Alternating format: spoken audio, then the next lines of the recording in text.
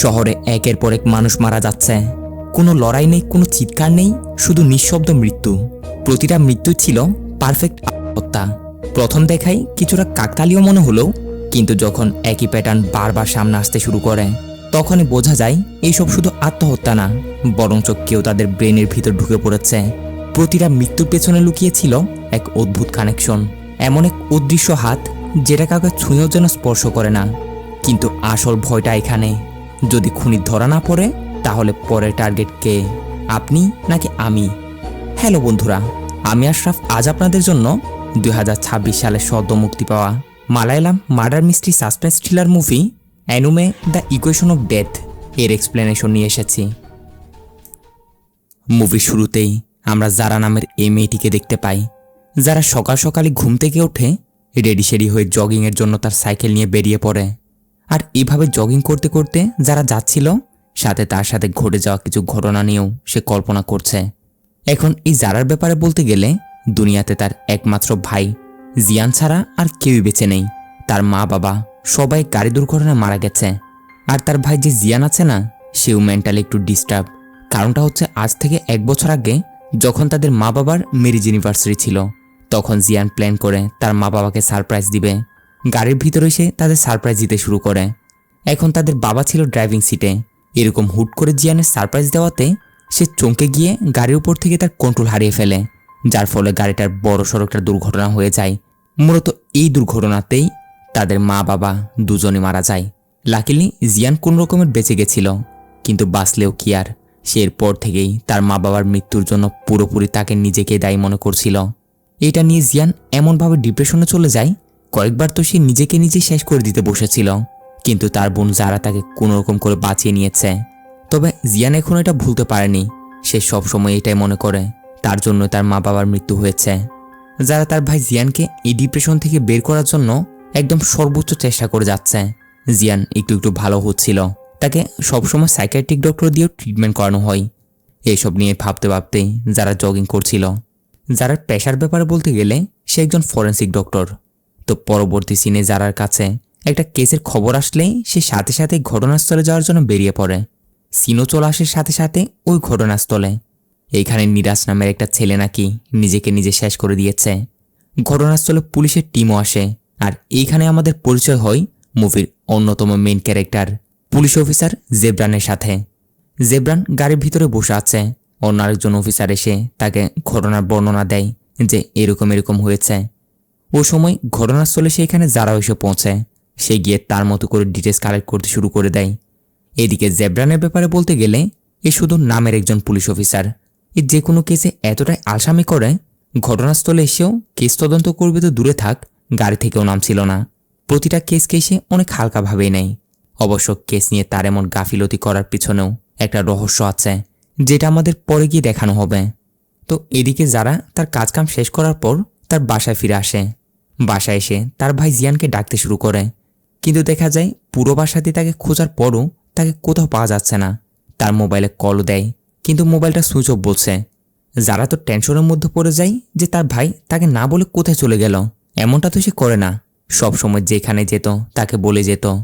তো ওই সময়ই যারা মোবাইলে নেট আসতেই তার হোয়াটসঅ্যাপে তার ভাইয়ের পাঠানো একটা ভয়েস মেসেজ আসে। ভয়েস মেসেজে জিয়ান যারাকে জানায়, আমি এরকম এরকম আমার বন্ধুর পেট শপে এসেছি, কিছুক্ষণ এখানে ঘোরাঘুরি করে আবার চলে আসবো, তুমি চিন্তা করো না। তো যেহেতু অনেকক্ষণ হয়ে যাচ্ছে, তাই যারা তার ভাইকে খুঁজতে খুঁজতে তার ভাইয়ের সেই বন্ধুর পেট শপে গিয়ে পৌঁছে। ওইখানে গিয়ে তার বন্ধুর কাছ থেকে জিজ্ঞাসা করে যে জিয়ান কই, কিন্তু তার বন্ধুটা জানায় কই, জিয়ান তো এখানে আসেনি। যারা তো আর চিন্তার মধ্যে পড়ে যায়, তাহলে সে গেল কই। এইসব নিয়ে কথাবার্তা বলছিল কি, তখনই সেখানে যারার ফিয়ান্সে অর্থাৎ তার হবু স্বামী আলফি নামের এই ছেলেটাও এসে পৌঁছে। যারা আলফিকে আসার জন্য কল করেছিল, কারণ সে তার ভাইকে খুঁজে পাচ্ছে না। আলফি যারাকে শান্ত করে তাকে নিয়ে পুলিশ স্টেশন যায় জিয়ানের মিসিং কমপ্লেন দেওয়ার জন্য। যে অফিসারটা কমপ্লেন লিখবে সে আগে থেকেই যারা পূর্ব পরিচিত, তার আঙ্কেলের মতোই। যারাকে সান্ত্বনা দিতে শুরু করে সে কোথাও যায়নি, সে ছেলে না, দেখবে এদিক সেদিক ঘোরাঘুরি করে বাসায় চলে আসবে। কিন্তু যারা তো জানে তার ভাইয়ের হালত কীরকম ছিল। সে ধীরে ধীরে একটু একটু ডিপ্রেশন থেকে বের হয়ে আসছিল। তাকে বলা ছাড়া সে কখনো বাসার বাইরেও পা রাখবে না, তাই তার অনেক টেনশন হচ্ছে। এখন জারার দিকে তাকিয়ে তার পুলিশ আঙ্কেলটারও আর কিছু করার নেই। কেসটা মিসিং কমপ্লেন লিখে ওই পুলিশ অফিসার জেব্রানের কাছে পাঠিয়ে দেয় সেটা তদন্ত করার জন্য। কিন্তু ও যে জেব্রানকে আমরা যেমনটা দেখেছি খুবই অলস একজন অফিসার, এই কেসটাকেও সে খুব হালকাতে নিতে শুরু করে। কিন্তু এটাই ছিল তাদের অনেক বড় একটা ভুল। পরের দিনে খবর আসে একটা জায়গায় জিয়ানের ডেড বডি পাওয়া গেছে। পুলিশের সেখানে এসে তল্লাশি নিলে তাদের ধারণা জিয়ান কিছু একটা খেয়ে নিজেকে নিজে শেষ করে দিয়েছে, অর্থাৎ সে আত্মহত্যা করেছে। তার ডেড বডির পাশে ওরকম পয়জনের একটা বোতলও পাওয়া গেছে। তো ভাইয়ের মৃত্যুর খবর পাওয়া মাত্রই যারা সেখানে ছুটে আসে। আর ভাইয়ের এরকম মৃত্যুতে যারা একদমই ভেঙে পড়ে। এই দুনিয়ায় তার ভাই জিয়ান ছাড়া তার আর কেউই ছিল না। মৃত্যুর হাত থেকে সে তার ভাইকে ফিরিয়ে নিয়ে এসেছিল, কিন্তু শেষমেশ সেইভাবে চলেই গেল। এদিকে জিয়ানের বডি নিয়ে এসে পোস্টমর্টম করার পর সেই পোস্টমর্টম ডক্টর যারাকে ডেকে তাকে কিছু তথ্য বলতে শুরু করে। বলে, যারা তোমার ভাই জিয়ানের ডেড বডিতে একটা আজব রকমের কেমিক্যাল পাওয়া গেছে, যে কেমিক্যালটা ছিল প্রোকোফল টাইপের কোনো একটা কেমিক্যাল। যারা পুরোপুরি সন্দেহ তার ভাই আত্মহত্যা করতে পারে না, কারণ সে ধীরে ধীরে সুস্থ হচ্ছিল আর তার ট্রিটমেন্টও চলছিল। সে জানতো সে যদি এইভাবে নিজেকে শেষ করে দেয় তাহলে তার বোন অনেক কষ্ট পাবে, সে পুরোপুরি একা হয়ে যাবে, ওটা সে বুঝতো। কিন্তু তারপরে এমনটা কেন হলো ওইটা নিয়ে ভাবতে ভাবতে যারা যাচ্ছিল তখনই তার এখানে একটা বিষয় মনে পড়ে, যেটা ছিল জিয়ানের বডিতে যেই প্রোকোপল কেমিক্যালটা পাওয়া গেছিল সেই বিষয়টা। শুরুর দিকে নিরাজ নামের আরও একটা ছেলে মারা যেতে দেখা গেছিল না, তাও একই রকম নিজেকে শেষ করে দিয়ে। যারার মনে পড়ে তার রিপোর্টও ঠিক এইরকমই প্রোকোপল কেমিক্যালের ব্যাপারে লেখা ছিল। যে ডক্টর তখন নিরাজের পোস্টমর্টম করেছিল, যারা তাকে কল করে তার কাছ থেকে জিজ্ঞাসাবাদ করে, তখন সে জানায় হ্যাঁ নিরাজের বডিতেও এই কেমিক্যালটা পাওয়া গেছিল। পাশাপাশি এই নিরাজও ছিল একজন ডিপ্রেশনের রোগী। সেও অনেকবার আগে এরকম নিজেকে শেষ করে দেওয়ার চেষ্টা করেছিল, তারও এই ডিপ্রেশনের জন্য ট্রিটমেন্ট চলছিল। কিন্তু এরই মাঝেই ডিপ্রেশনের সেই ওষুধগুলো খেয়েই সে নিজেকে নিজে শেষ করে দিয়েছে। আর এর পাশাপাশি তার বডিতে এই কেমিক্যালটা পাওয়া গেছে। এখন এইসব জানতে পেরে যারা মাথায় একটা বিষয় করা নাড়ে, একই রকম সিমিলার কেস কিভাবে দুজনের সাথে হতে পারে। তার ভাই এখন যেভাবে মারা গেছে ঠিক সেম টু সেম ও নিরাজও, দুজনের মৃত্যুতেই যেন একেবারে কার্বন কপি। যারা তার পরিচিত পুলিশ আঙ্কেলটিকে গিয়ে বিষয় জানালে সে বলে হ্যাঁ আমরা ওই বিষয়টা নোটিস করেছি আর এটা ধরে আগানোর চেষ্টা করছি যে দুটা মৃত্যু আসলে কোনো স্বাভাবিক নাকি কোনো রহস্য আছে। কিন্তু সমস্যা হচ্ছে কেসটার দায়িত্ব জিবরান স্যারের হাতে। আর কেন জানি না জিবরান স্যার কোনো কেসই একদমই সিরিয়াসলি নিচ্ছে না, এগুলো সে খুব হালকাতেই নিচ্ছে। তো এই বিষয়ে কথা বলার জন্য যারা সরাসরি জেব্রানের সাথে এসে দেখা করে তাকে বলে যে আমার ভাই এবং ওই নিরাজের মৃত্যুটা কোনো স্বাভাবিক মৃত্যু না, তারা নিজেকে নিজে শেষ করেনি, তার পিছনে অন্য কেউ রয়েছে, তাদের জেনে বুঝে মার্ডার করা হয়েছে। দুজনের ডেড বডিতেই প্রোকোপল নামের একটা কেমিক্যাল পাওয়া গেছে। বিষয়টা কেমন যেন সন্দেহজনক না? দুজনের কেসেই কিভাবে এতটা মিল থাকতে পারে? তাই জলদি আপনি এই কেসটা গুরুত্বের সাথে ইনভেস্টিগেশন করে দেখুন, না হলে আমার ধারণা অনুযায়ী এই প্যাটার্নটা চলতেই থাকবে, অর্থাৎ এরকমের মার্ডার হতেই থাকবে। যারা এত কিছু বলার পরও জিবরান এগুলো সিরিয়াসলি নিচ্ছে না, তাই যারা বলে আমি ফাইনাল ওয়ার্নিং দিচ্ছি আপনাকে, যদি এরকমের আরেকটা মার্ডারও হয় না তাহলে আমি আপনার নামে কেস করব। এইসব বলে টলে যারা তো সেখান থেকে চলে যায়। কিন্তু পরবর্তী দিনই তাদের কাছে খবর আসে আরও একটা জায়গায় আরও একটা ডেড বডি পাওয়া গেছে, তাও সেম কেস। সবার চোখে বিষয়টা এমনই ছিল মেয়েটা নিজেকে নিজে শেষ করে দিয়েছে, কিন্তু যারা তারও পোস্টমর্টম রিপোর্ট চেক করার পর জানতে পারে এর বডিতেও সেই সেম প্রোকোপল কেমিক্যালটা পাওয়া গেছে। আর শকিং বিষয় হচ্ছে এই মেয়েটাও ছিল জিয়ানদের মতো ডিপ্রেশনের রোগী। এইসব দেখে যারার তো একদমই মাথা খারাপ হয়ে যায়, তাই সে জিবরানদের উপরে উল্টো কেস করে দেয় যে তারা কেসটাকে সিরিয়াসলি না নেওয়াতেই আজ আরও একটা মৃত্যু হয়ে গেল। এখন এইসব কিছু দেখে জিবরানের সিনিয়র অফিসাররা তার উপর যা ক্ষেপে তাকে ডেকে আচ্ছা মতো কথা শুনিয়ে দেয় যে কেসটা তুমি ভালো করে কেন ইনভেস্টিগেশন করছো না? এখন আমাদের ডিপার্টমেন্ট নিয়ে মানুষজন আঙুল তুলছে, জলদি কেসটার কিছু একটা করো, না হলে দেখবে তোমায়। এসব কিছু শুনে জিবরান চুপচাপ মাথা নিচু করে নেয়। আর এখানে আমাদের তার একটা ব্যাক স্টোরি দেখানো হয়। আসলে কিছু মাস আগে থেকে জিবরান অনেক সিনসিয়ারলি এবং সৎভাবেই তার ডিউটি করে আসছিল। একদিন একটা ছেলে এবং একটা মেয়ে প্রেমিক প্রেমিকা তারা জিবরানের কাছে এসে তাদের বাঁচাতে বলে, অর্থাৎ তারা যে একজন একজনকে ভালোবাসে ওটা তাদের ফ্যামিলি মেনে নিচ্ছে না, তাদের মেরে ফেলারও হুমকি দিয়েছে। মেয়ের পরিবার ছিল অনেক পয়সাওয়ালা আর ছেলে ছিল অনেকটাই গরিব, তাই তারা এই সম্পর্কে কিছুতে রাজি না। জিবরান ওদের দেখে তাদেরকে প্রমিস করে যে আমি তোমাদের বাঁচাবো, তোমাদের এক করব, তোমাদের মা বাবাদের সাথে কথা বলে আমি তোমাদের বিয়ের ব্যবস্থা করব। এসব বলে টলে জিব্রানেদের তার নিজের প্রোটেকশনে রাখে, কেউ যেন তাদের কোনো ক্ষতি করতে না পারে। কিন্তু মেয়ের পরিবার যেহেতু একটু বড়লোক ছিল, তাই তারা জিব্রানকে কল করে থ্রেট দিতে শুরু করে, ছেলে এবং মেয়েটিকে তাদের হাতে তুলে দিতে বলে। কিন্তু জিব্রান তার কথা থেকে নড়বে না, সে কারো কোনো কথা শোনে না। ওরা অর্থাৎ মেয়ের পরিবার জেব্রানকে তার হায়ার অফিসারদের দিয়েও অনেক প্রেশার দেয় যে ছেলে এবং মেয়েটিকে তাদের হাতে তুলে দেওয়ার জন্য, কিন্তু জেব্রান তাও শুনে না। তার কথা হচ্ছে, আমি তাদের ওয়াদা দিয়েছি, তাদেরকে আমি রক্ষা করব। হ্যাঁ, আমি তাদের ফিরিয়ে দিতে পারি এক শর্তে, তাদের সম্পর্ক মেনে নিয়ে তাদের বিয়ে দিতে হবে। প্রথম দিকে মেয়ের সে পরিবারও জেব্রানের কথা মতো রাজি হয়ে তাদের নিয়ে তো যায়, কিন্তু যাওয়া মাত্রই তারা চোখ উল্টে নেয়। প্রথমে তারা সে ছেলেটিকে শেষ করে দেয়, তারপর মেয়েটিকে মজবুর করতে শুরু করে অন্য কোথাও বিয়ে দিয়ে দেওয়ার। প্রেমিককে হারিয়ে মেয়েটি একেবারে নিঃস্ব, আর এভাবে ধোঁকা খাওয়ায় সে সহ্য করতে না পেরে মেয়েটি নিজেকে নিজে শেষ করে দেয়। এখন এই ঘটনায় জিব্রান এতটাই ভেঙে পড়ে, সে এর জন্য নিজেকে নিজে দায়ী মনে করতে শুরু করে যে আমি তো তাদের ওয়াদা করেছিলাম আমি তাদের এক করব। ওই দিন আমি যদি তাদেরকে তাদের পরিবারের কাছে ফিরিয়ে না দিতাম, তাহলে এইভাবে আজ দুটি প্রাণ শেষ হয়ে যেত না। এদের আমি বাঁচাতে পারিনি, এর পুরো দায় আমার উপরেই। এখন যে লোকটা ও ছেলেটিকে মেরেছিল, জিব্রান তাকে খুঁজে বের করে তাকে অনেক মারধর করে, এমনভাবে তাকে মারধর করে একেবারে কোমায় চলে যায়। এখন এটা করার পরও জিব্রান কিছুতে শান্ত হতে পারছে না। ও ছেলেটিকে এবং মেয়েটিকে তার দেওয়া ওয়াদাটা সে কিছুতে ভুলতে পারছে না, যে সে চাইলে তো আজ তাদের এক করতে পারত, তার কাছে ওইরকম পাওয়ার ছিল, কিন্তু সে পারেনি। যে চাকরিতে সে মানুষদের রক্ষা করার জন্য জয়েন করেছে, সেই চাকরি এরকম দুটি প্রাণ বাঁচাতে পারল না, তাহলে এরকম সিনসিয়ারলি চাকরিটা করে আর কি লাভ? ব্যাস ওই দিন থেকে জিব্রান এমনটা হয়ে যায়, সে আর কোনো কিছুতে কোনো গুরুত্ব দেয় না। তার হাতে যে কেসি আসুক না কেন, সে সেগুলো খুবই হালকাতে নেয়, কোনো ভালো করে কোনো কিছু দেখেই না। তবে এবার জিব্রানকে তার হায়ার অফিসার অনেক বকাঝকা দেওয়াতে জিব্রান এবার সিদ্ধান্ত নেয়, না, এরকম আর হতে দেওয়া যাবে না। এবার সেই কেসটাকে ভালো মতো ইনভেস্টিগেশন করবে। কোমর বেঁধে জিব্রান মাঠে নেমে পড়ে। অন্যদিকে একইভাবে যারাও তার মতো করে সেও ইনভেস্টিগেশন করে যাচ্ছে। আর যারার ইনভেস্টিগেশনে সে জানতে পারে যেখানে তার ভাই জিয়ানের ডেড বডি পাওয়া গেছিল, সেখানে একটা গাড়ির টায়ারের চিহ্ন পাওয়া গেছে। যারা সে বিষয়টা গিয়ে জিব্রানকে জানায়। জিব্রানও তার টিমকে বলে দেয় যে যে জায়গায় আরও দুটা লাশ পাওয়া গেছিল ওইখানে গিয়েও ভালো মতো খোঁজ নাও, যে সেইখানেও কি এই ধরনের টায়ারের চিহ্ন দেখা যাচ্ছে কিনা। এই টিমও সব জায়গাতে গিয়ে খোঁজ নেয়, আর তারা জানতে পারে 3টা ঘটনাস্থলেই এরকম টায়ারের চিহ্ন পাওয়া গেছে। জিব্রান এটা বের করার চেষ্টা করছে যে টায়ারের মার্কগুলো কোন গাড়ির হতে পারে। এইভাবেই ঘটনাস্থল থেকে কিছু কিছু জায়গার সিসিটিভি ফুটেজ চেক করার পর তারা জানতে পারে এই টায়ার মার্ক যে গাড়িটা ছিল ওটা এটিএম মেশিনের কোনো গাড়ির টায়ারের চিহ্ন। অর্থাৎ এটিএম মেশিনে টাকা দিতে যাওয়ার জন্য আলাদা কিছু গাড়ি থাকে না, এটা ওই ধরনের একটা গাড়ি। জিব্রান জিয়ানের মার্ডার স্পটের আশেপাশেও চেক করতে গিয়ে দেখে ঠিক সেইখানেও এরকম একটা গাড়ি দেখা গেছে। আর এসব দেখে একটু একটু জিব্রানের আন্দাজ হচ্ছে যে যারা যেটা বলছে ওটাই সত্য, এগুলো কোনো স্বাভাবিক আত্মহত্যা না, এগুলো প্রি প্ল্যানিং মার্ডার। এইভাবে জিব্রান এসব নিয়ে ভাবতে ভাবতে কেসটার ইনভেস্টিগেশন করছে।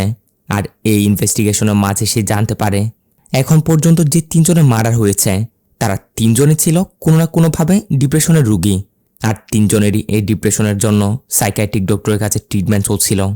এটা নোটিস করতে পেরেই জিব্রান ওই সাইকিয়াট্রিক ডক্টরগুলোকে ডেকে পাঠায়, এনে তাদের জিজ্ঞাসা করতে শুরু করে যে তোমাদের এই যে 3 জন পেশেন্ট মারা গেছে, কেউ কি কোনোদিন এদের ব্যাপারে এনকোয়ারি করার জন্য এসেছিল কি? তো এইভাবে জিজ্ঞাসাবাদের সময় একজন অ্যাটেন্ডেন্টের কাছ থেকে জিব্রান জানতে পারে প্রসাদ নামের একটা লোক নাকি তাদের হসপিটালে গিয়ে এদের ব্যাপারে এনকোয়ারি করেছিল। তো জিব্রানরা এই প্রসাদটাকে তাকে খুঁজতে শুরু করে দেয়। অন্যদিকে দেখা যায় যারাও তার মতো করে তদন্ত করছে। জিয়ান মরার আগে যারাকে একটা ভয়েস নোট পাঠিয়েছিল না, যারা ওটা বারবার চেক করছে, বারবার শুনছে, ওখান থেকে সামান্য একটা কিছু পায় কিনা দেখছিল। আর এভাবে বারবার শোনার পর যারা এখানে একটা বিষয় নোটিস করতে পারে, জিয়ান যখন তাকে ভয়েসটা রেকর্ড করছিল তখনই ভয়েসটা শেষ করার ঠিক আগ মুহূর্তেই জিয়ান এইখানে কেউ একজনকে হাই বলছিল। যারা এটা নিয়ে ভাবতে শুরু করে জিয়ান তখন কাকে হাই বলছিল, যার অর্থ তখন যাকে সে হাই বলছিল নিশ্চয়ই সে লোকটাকে সে চেনে, কিন্তু কে সে? যারা বিষয়টা তার হবু স্বামী আলভিকেও বলে। এরপর যারা সিদ্ধান্ত নেয় একজন সাউন্ড স্পেশালিস্টকে ডেকে এই ভয়েস নোটটা সে ডিকোড করাবে, বের করার চেষ্টা করবে যে এখানের ভিতর আর কি কি ছিল, ভয়েসটা কার হতে পারে, এসব আর কি। কথা মতো এরকম তার পরিচিত একটা লোককে ডেকেও নিয়ে আসা হয়। সেও ভয়েস নোটটাকে অনেক ডিপলি চেক করে। আর এখানে এই ভালো মতো সেটা রিসার্চ করার পর যারাকে বলে জিয়ান যখন ওই লোকটাকে হাই বলেছিল তখন সেই লোকটাও তাকে হাই বলছিল। আর এখানে যারা এটা একদমই কনফার্ম হয়ে যায়, যার মানে ওই লোকটাও জিয়ানকে চিনত।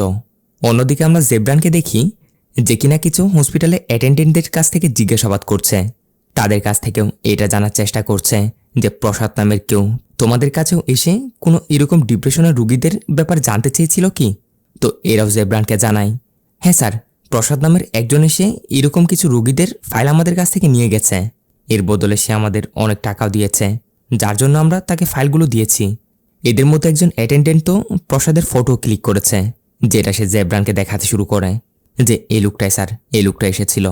ব্যাস, তারপর কি আর, জেব্রানে প্রসাদকে খোঁজার পেছনে লেগে পড়ে। আর একটু এদিক সেদিক খোঁজাখুঁজি করতেই সে প্রসাদকে পেয়েও যায়। প্রসাদের সাথে অবশ্য তার কিছু সাঙ্গপাঙ্গও ছিল।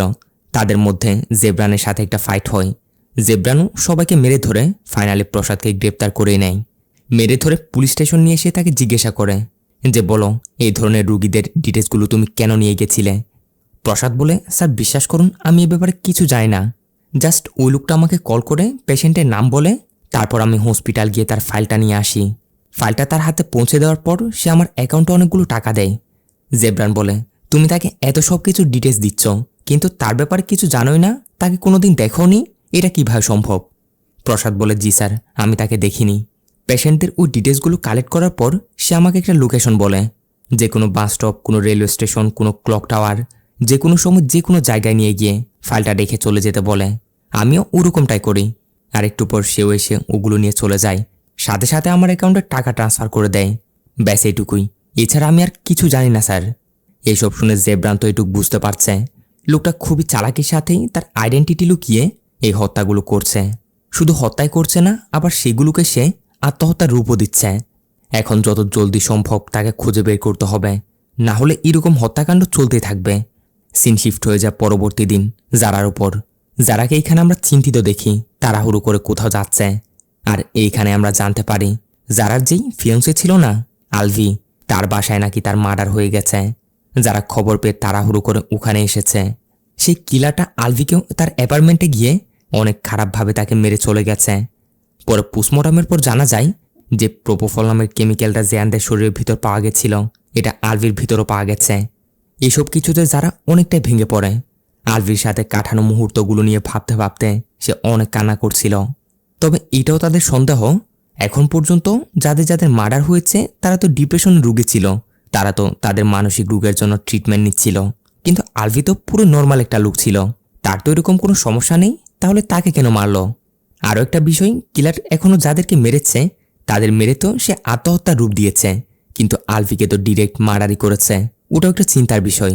যারা পোস্টমর্টম ডক্টরকে কল দিয়ে জিজ্ঞাসা করে যে ডক্টর, আপনি কি আগে কোনো দিন এরকমের কোনো সিমিলার কেস দেখেছিলেন কি, অর্থাৎ এরকমের কোনো আত্মহত্যার কেস যার শরীরের ভিতরেও সেম রকমের কেমিক্যাল পাওয়া গেছে, এরকম কিছু।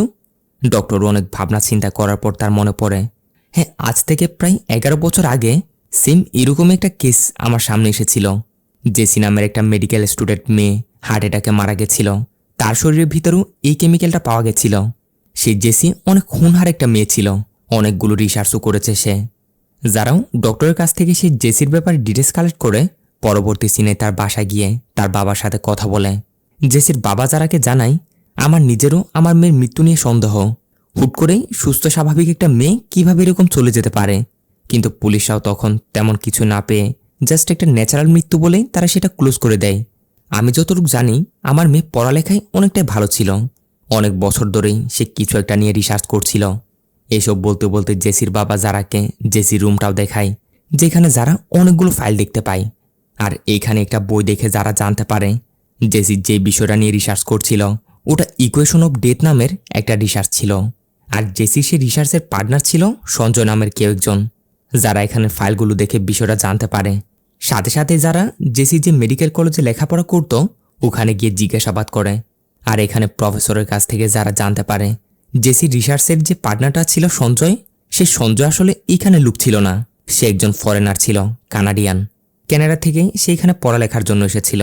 জেসি এবং সঞ্জয় নিউরোসায়েন্স নিয়ে পড়ালেখা করছিল, পাশাপাশি দুজন তখন ইকুয়েশন অফ ডেথ নিয়ে কোনো একটা রিসার্চ করছিল। আমি যতটুকু জেনেছিলাম তাদের রিসার্চের বিষয়টা ছিল যখন কোনো লোক মারা যায়, মারা যাওয়ার পর তাদের ব্রেন কিভাবে কাজ করে, কিভাবে কি হয়, ওই বিষয়টা নিয়ে ছিল তাদের রিসার্চটা, যেটার নামই হচ্ছে ইকুয়েশন অফ ডেথ। এইগুলো শুনে যারার মাথায় এটাই আসে, জেসি তো মারা গেছে, এখন এই সঞ্জয় কোথায় আছে হবে। আর এটা তো শিওর এই সঞ্জয়ই এইভাবে মেন্টালি ডিস্টার্ব হওয়া লোকগুলোকে টার্গেট করে তাদেরকে হত্যা করে তাদের উপরে রিসার্চটা চালাচ্ছে। যারা সন্দেহ পুরোপুরি এরকমই যায় আর কি। অন্যদিকে জেব্রান এবং তার টিম মিলে সে bus stop, railway station, clock tower সবগুলোতেই তদন্ত করে এটা বের করার চেষ্টা করছিল যে ফাইলগুলো নিয়ে যাওয়া সেই লোকটা কে। ওইখানে সব সিসিটিভি ফুটেজও তারা চেক করে, যেগুলো চেক করার পর তারা বুঝতে পারে এই কিলার অনেক কেয়ারফুলভাবে এসব করছিল। সে পুরোপুরিভাবেই নিজেকে গোপন রেখে এসব কিছু করে। জেব্রান কল করে তার টিমকে বলে প্রসাদের কাজের পর এই কিলার তাকে যে টাকা ট্রান্সফার করত সে টাকাগুলো তার অ্যাকাউন্টে কোন লোকেশন থেকে ট্রান্সফার করা হতো ওটা খুঁজে বের করো।